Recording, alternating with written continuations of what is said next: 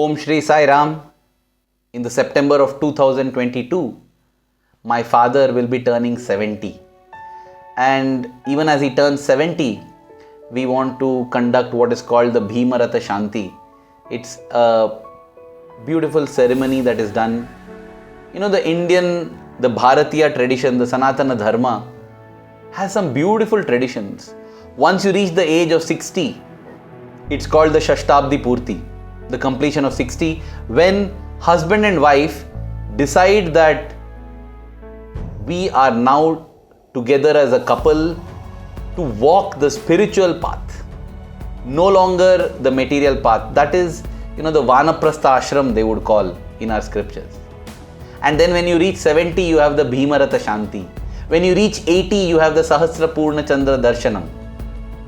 Sahasra Purna Chandra Darshanam meaning you have witnessed 1,000 full moons in your lifetime.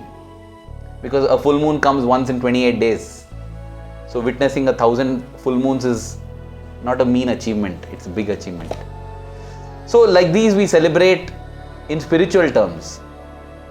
And even as we are going to celebrate this, my mind goes back to 12 years earlier when my father should have possibly departed the face of the earth.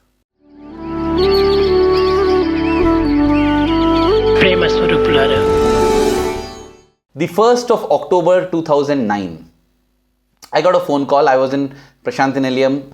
I was at my office in Radio Sai, and I got a call from my dad, and he said, "Arvind, here, I'm Appa speaking." Then he said, "So today when we were going to office in the car, I began to get a severe pain in my arm, and I began to sweat profusely. I felt dehydrated, I felt faint, I felt weak, I felt a pain in my chest." I said, "Dad, those are classic signs of a cardiac stroke." He said, "Yes, I think I had it, and right now I'm calling you from the Bombay hospital. They are advising me to take an angiogram, and possibly later after that they will do surgery. I just thought I should inform you." When I heard this, I didn't know what to say. And then my father asked me, "What do you think I should do?" What do I think you should do? I don't know. My parents, I have always sought advice from them. I never thought a time will come when I have to give them advice, and what advice do I give? I just felt so scared. I felt so worried. I said, "Dad, come to Prasanthi Nilayam. You just come to Puttaparthi. Don't do anything anywhere.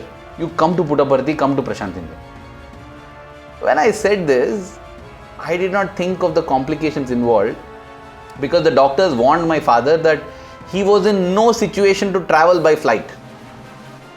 But because I said, my father along with my mother took a flight and landed up in Puttaparthi.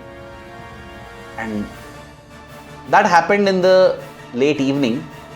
Before that, I thought I will write a letter and give it to Swami. So I wrote a letter, and during darshan I couldn't manage to give the letter to Swami. Those days Swami would come for darshan in the Porte car, and there's a wheel. The front chair of the car itself would double up as a wheelchair. As Swami was returning back after the darshan and bhajan session,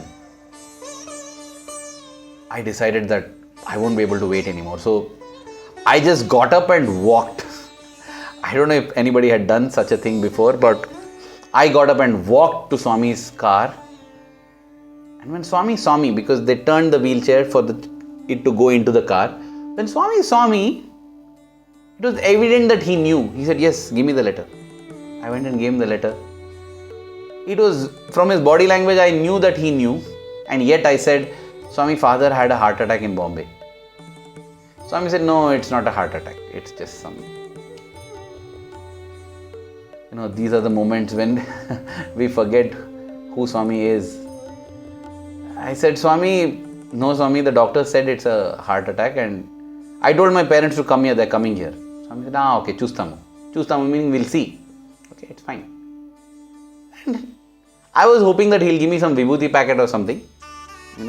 In Swami's car there would always be a basket filled with small vibhuti packets, so that if Swami wishes he can give.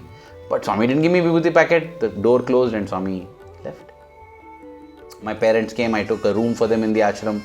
They were staying there. The next day morning we had darshan, and after darshan I thought, okay, fine, it seems fine. But my father comes to me and he says, I am feeling very, very weak. I felt very tired. My hand is aching. And he went to the room and just collapsed on the bed. Now, I grew tense. This was the 2nd of October. So I called for the ambulance, the super specialty hospital. The ambulance came and my father was rushed there. And when they did the ECG, they said, yes, your father has had an angina, second heart attack today morning.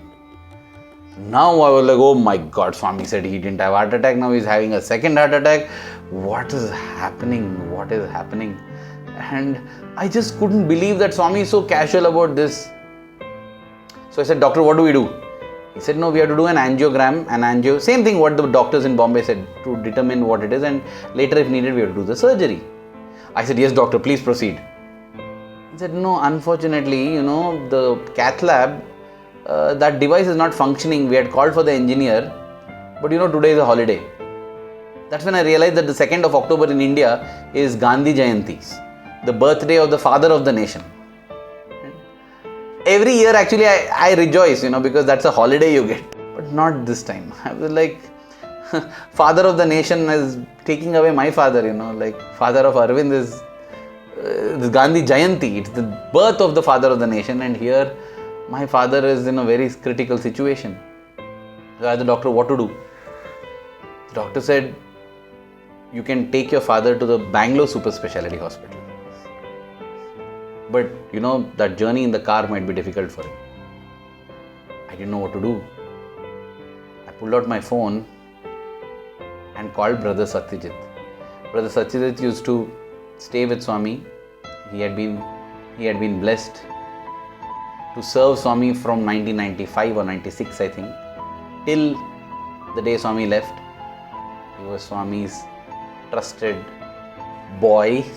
Because once a boy, you're always a boy. He would be in Swami's room, and Swami had given the privilege to the staff members. We used to call ourselves as Sai Sannidhi. We had the privilege that anytime we have any problem, we could go and give a letter to Swami, and Satyajit would be the postman who would take our letters to Swami and come back. And Swami, look at that. That is the thing. We had a privilege that no president or prime minister on earth had, access to God, and that is what Swami gives if we decide to sacrifice and dedicate for him. We don't realize what we get because possibly we don't get the reward immediately. But Swami never forgets every little bit. In fact, on one occasion, Swami had told Sanjay Sahni sir that why I ask my students to go out and do prasadam distribution? Because I don't know, otherwise they may not do any seva. But everybody in their life they will have those situations when they will need me. At that time when they pray for me to come and help them, I will remember that they did this seva for me, and based on that I will give them my grace. Swami says God's grace is like an insurance, a divine insurance that will help you beyond your imagination, beyond anything else in your time of need. So I whipped out my cell phone and called Brother Satyajit and told him, so this is the update, brother, Brother Satyajit said, give me 5 minutes, give me 10 minutes. I'll try to see if I can talk to Swami. After 10 minutes, he calls me and he says, just listen to what I'm saying. Which means, don't interrupt me. Don't ask me any further questions. Swami has given me a message. I'm going to just give that message. That is the meaning. He said, no need of any surgery. Medicines are enough for your father. Now I'm thinking, my father has been taken in to the ICU. They're doing the cath lab procedure, angiogram. And then the doctors come out and the doctors are discussing. Now they have found blocks in some capillaries that are supplying my father's heart. It is because of that the heart had this attack. Now those capillaries that are supplying to the heart are so minute that the risk of doing the surgery is equal to the risk of not doing the surgery, because they may rupture when they do the surgery because they are such fine capillaries. So the doctors are discussing what is the next course of action, which risk must they take. Even as I heard this, I interrupted and I said, doctors, don't do surgery. They must have wondered what qualification does this guy have to tell no need of surgery. I told them, I got a message from Swami that It should not be done. They immediately said, oh, okay, Swami has said. So they decided not to do the surgery. And I said, Swami has said medicines are enough. So they said, okay. So they prescribed some medicines. I forgot one important section here, that being Gandhi Jayanti, it was a holiday. But when my father had to be taken to the cath lab, this engineer from Siemens arrived. He repaired it, and that is how my father could go into the cath lab. This is what had happened. When the Lord steps in, things just clear up so beautifully. And cutting that long story short, my father was discharged after 3 days. And then my father said, I'm going to go back to Bombay. I said, before that, I want to thank Swami. So I requested whether my father could be seated in the front lines among the devotees, and that permission was granted. But now I thought, when Swami is, he's wheeled on the wheelchair, my father, he will not get up and jump and all, because he's of the traditional kind. He'll just sit and have darshan. So I thought that how to, I wanted Swami to interact with my father. So I decided to sit alongside my father in the devotee section, not in the separate section that we have for staff and students. That day, as Swami came for darshan, he suddenly looked, and he looked at me and said, hey, you're here? I said, Swami, not just me, my father is also here. And Swami smiled, and my father was just sitting there lost in the beauty of the darshan of Swami and all. And I was like, hey, Dad. I said, Dad, you get up and come. You come here. Like, Swami is waiting, and you're sitting there and meditating. What? You come. So my dad got up. Oh, he came out of his, he was in a kind of open-eyed meditation. We usually close eyes and meditate, but he was in an open-eyed meditation. He was lost, seeing Swami so close after so many years. So I had to literally shake him out of that, and he shook up. He came out of it with a fright. Oh, I said, come front here, come front. And as I turned to Swami had that same expression. Swami said, Yad bhavam tad bhavati. He had that same irritated expression on his face, and he said, hey, he's a patient. What, you let him come aram se. Oh, okay, Swami. Okay, fine, you're going to wait, okay. So my father came to him. My father just didn't know what to say. He said, Swami. Swami took one vibhuti packet and gave it in his hand. And then Swami said, when Swami is in your heart, what can happen to you? Don't worry. Dear brothers and sisters, no surgery has been done. It's been 13 years now. And my father's heart has never given him any trouble. And he has complete faith. He said, nothing will happen, Swami has said. His faith is something that I see and admire, because, my father has had all sorts of troubles. From his eyes, to his kidneys, to his liver, to his bones, to his heart. Every part of his body has had some problem or the other, but he is so fine in his faith that I feel jealous, and I say, Swami, this is the kind of faith I want. Because that is what will keep us peaceful and happy in this world. As he nears his 70th birthday, I wish him from all my heart, and I also wish that I get faith like him. Mother Kunti, when Krishna, at the end of the war, everything happens, Krishna comes and he's in a giving mood, he's granting boons to everyone. He goes to Mother Kunti, the mother of the Pandavas, and tells, tell me, what is it that you seek, I'll give you. And she says, Krishna, if you really give me what I seek, then fill my life with troubles and troubles.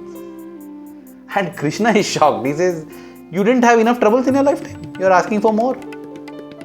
She says, Krishna, you know something? Every time I had troubles in my life, I thought of you. When I was happy, I wasn't thinking of you. So Krishna, please fill my life with troubles so that I think of you always. Now that is loving Krishna's uncertainty. That is loving Swami's uncertainty. Saying, Swami, give me anything, Swami. Bring it on, Swami, because you are with me. What is there for me to worry? Swami, we pray that we have a pure mind which can reflect the truth that you keep beaming on us day in and day out. May we feel you in our heart. May we feel you everywhere surrounding us. May we see you and only you. May our love for you keep growing every passing moment. Thank you. Jai Sai Ram.